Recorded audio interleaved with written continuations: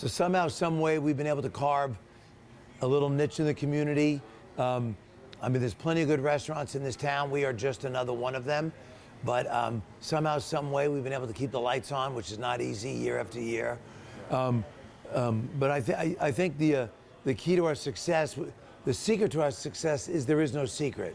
You treat people fairly, you give them good food at a good price, smile, bust a table when they're sitting there, treat people like they want to be treated. And sadly, you know, that we don't get as much of that anymore as we maybe would like, although some people don't want to be bothered, but I still believe the basic blocking and tackling of smile, chat with people, don't just take the order. I think that matters.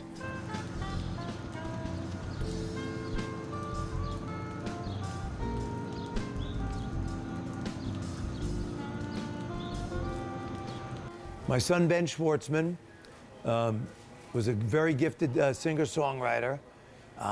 Born 1988, sadly died by suicide at the age of 19 and a half.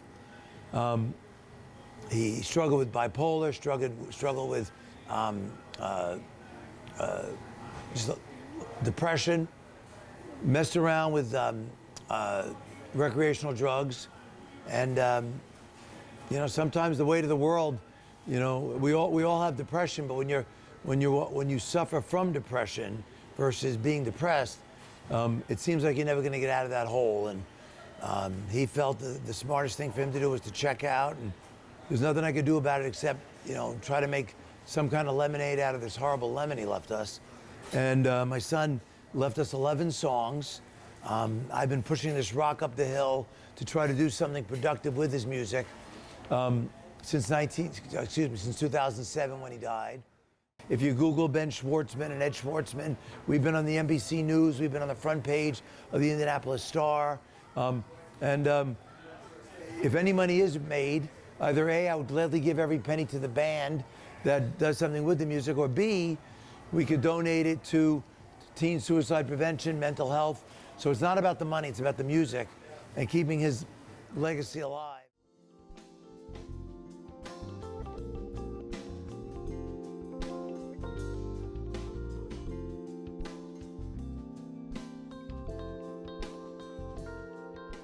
Yeah, BuffaLouie definitely has, I think, an advantage in Bloomington, especially with the locals.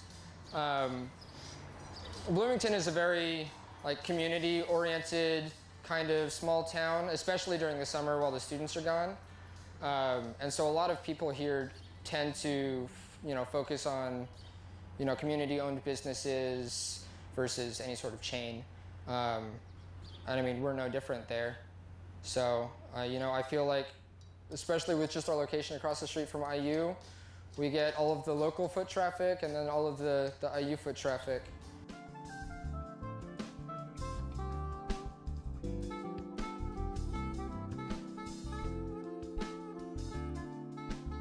I've been doing this since 2009, and there's a lot of businesses that have come and gone since 2009.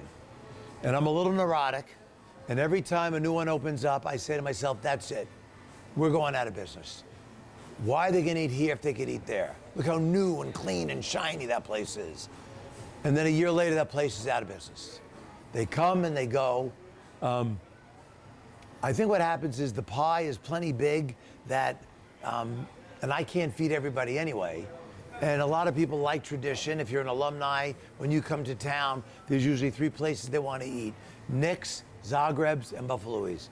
So we're on that short list, thank God, of staples. And people love the vibe of the building. It's new, I would say it's new. It's anything but new. It's ancient, our building. And we got a lot of really cool stuff on the walls. And we're different. We're not a chain.